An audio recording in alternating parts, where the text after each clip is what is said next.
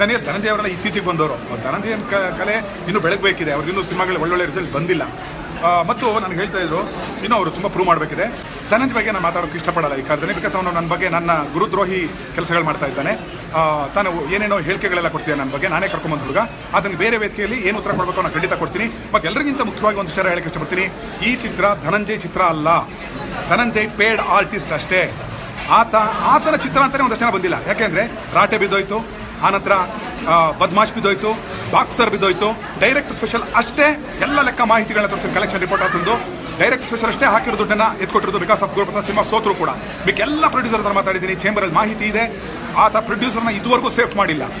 ಇವತ್ತು ನನ್ನ ಬಗ್ಗೆ ತಪ್ಪುಗಳನ್ನ ಮಾತಾಡ್ತಿದ್ದಾನೆ ಹೊರಗಡೆ, ಆತನ ಉತ್ತರ ಕೊಡ್ತೀನಿ. ಆತನಿಗೂ ಧಿಕ್ಕಾರ ಕೂಗಕ್ಕೆ, ಗುರುದ್ರೋಹಿತರ ಧಿಕ್ಕಾರ ಕೂದಕ್ಕೆ ದಯವಿಟ್ಟು ಥಿಯೇಟ್ರಿಗೆ ಬನ್ನಿ, ಸಿನಿಮಾ ನೋಡಿ. ಮತ್ತು ನಾನು ಇವೆಲ್ಲ ಸುಳ್ಳು ಹೇಳಬೇಕಾದ ಅವಶ್ಯಕತೆ ಇಲ್ಲ. ತಿಂತಿರೋ ಅನ್ನದ ಮೇಲಾಣೆ, ಅನ್ನ ತಿನ್ಕೊಂಡು ಸುಳ್ಳು ಹೇಳಬೇಕಾದ ಅವಶ್ಯಕತೆ ನನಗಿಲ್ಲ. ಭಗವಂತ ನನಗೆ ಪ್ರತಿಭೆ ಕೊಟ್ಟಿದ್ದಾನೆ. ಇನ್ನು ಹೊಸ ಹುಡುಗರನ್ನ ಬೆಳೆಸಬೇಕಿದೆ, ನಾನು ನಿಯತ್ತಾಗಿರೋ ಹೊಸ ಹುಡುಗರನ್ನ ಬೆಳೆಸಬೇಕಿದೆ. ಈ ಧನಂಜಯ ಬಗ್ಗೆ ನಾನು ಬೇರೆ ಇದರಲ್ಲಿ ಮಾತಾಡ್ತೀನಿ. ಸೊ ಸ್ವಲ್ಪ ಹೊತ್ತಿನ ಕಾಲ ಸೈಡ್ಗೆ. ಎಲ್ರಿಗೂ ನಮಸ್ಕಾರ. ಈಗ ತಾನೇ ಗುರುಪ್ರಸಾದ್ ಅವ್ರದ್ದು ಚಿತ್ರಲೋಕದಲ್ಲಿ ಲೈವ್ ನೋಡಿದೆ, ತುಂಬಾ ಚೆನ್ನಾಗಿ ಮಾತಾಡಿದ್ರು. Is a very good writer, ಅದರಲ್ಲಿ ಎರಡು ಪ್ರಶ್ನೆನೇ ಇಲ್ಲ. ಅದು ಆನ್ ಸ್ಕ್ರೀನ್ ಅಲ್ಲೂ ಗೊತ್ತಾಗುತ್ತೆ, ಆಫ್ ಸ್ಕ್ರೀನ್ ಅಲ್ಲೂ ಗೊತ್ತಾಗುತ್ತೆ. ಅವ್ರ ನಮ್ಮ ಮೇಲೆ ತುಂಬಾ ಒಂದು ದೊಡ್ಡ ಆರೋಪ ಹೊರಿಸಿದ್ರು. ಗುರುಪ್ರಸಾದ್ ಅವರೇ, ಖಂಡಿತ ನಾನು ಬೆಳೆದು ಬಂದಿರುವಂತಹ ಪರಿಸರ, ನನ್ನ ಸಂಸ್ಕಾರ ನನಗೆ ಅದನ್ನ ಹೇಳ್ಕೊಟ್ಟಿಲ್ಲ.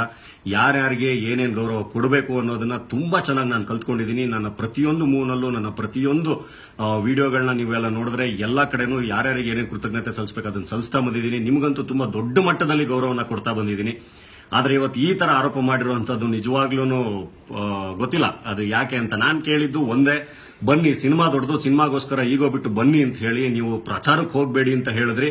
ಆದ್ರೆ ಇಲ್ಲ, ಒಬ್ಬ ನಟನಾಗಿ ನಿರ್ಮಾಪಕರು ಸಿನಿಮಾ ರಿಲೀಸ್ ಮಾಡಬೇಕಾದ್ರೆ ಪ್ರಚಾರಕ್ಕೆ ಹೋಗೋದು ನನ್ನ ದೊಡ್ಡ ಕರ್ತವ್ಯ ಅಂತ ಹೇಳಿ ನಾನು ಪ್ರಚಾರಕ್ಕೆ ಹೋದೆ. ಅಷ್ಟಕ್ಕೆ ಇಷ್ಟೆಲ್ಲ ಮಾತಾಡೋ ಅವಶ್ಯಕತೆ ಇಲ್ಲ.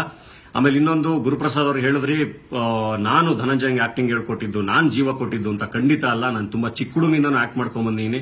ನನ್ನ ತಂದೆ ಕೂಡ ನಟರು, ನಮ್ಮ ಮಾವ ಹಾರ್ಮೋನಿಯಂ ಮೇಸ್ಟ್ರು. ನನಗೆ ಪ್ರೊಫೆಷನಲ್ ಆಗಿ ಆಕ್ಟಿಂಗ್ ಹೇಳ್ಕೊಟ್ಟಿದ್ದು ನನ್ನ ರಂಗಭೂಮಿಯ ಗುರುಗಳು ಮೈಮ್ ರಮೇಶ್. ಗುರುಪ್ರಸಾದ್ ಅವರು ನನ್ನ ಪ್ರತಿಭೆಯನ್ನು ಗುರುತಿಸಿ ನನಗೆ ಒಂದು ಅವಕಾಶ ಕೊಟ್ಟಿದ್ದಾರೆ. ಆ ಅವಕಾಶಕ್ಕಿಂತ ಮುಂಚೆ ಸುಮಾರು 3 ವರ್ಷಗಳ ಕಾಲ ಗುರುಪ್ರಸಾದ್ ಅವ್ರ ಜೊತೆ ಕೆಲಸ ಮಾಡ್ತಾ ಏನು ಎಕ್ಸ್ಪೆಕ್ಟೇಷನ್ಸ್ ಇಲ್ಲದೆ ಸೈಕಲ್ ಹೊಡೆದಿದ್ದೀನಿ.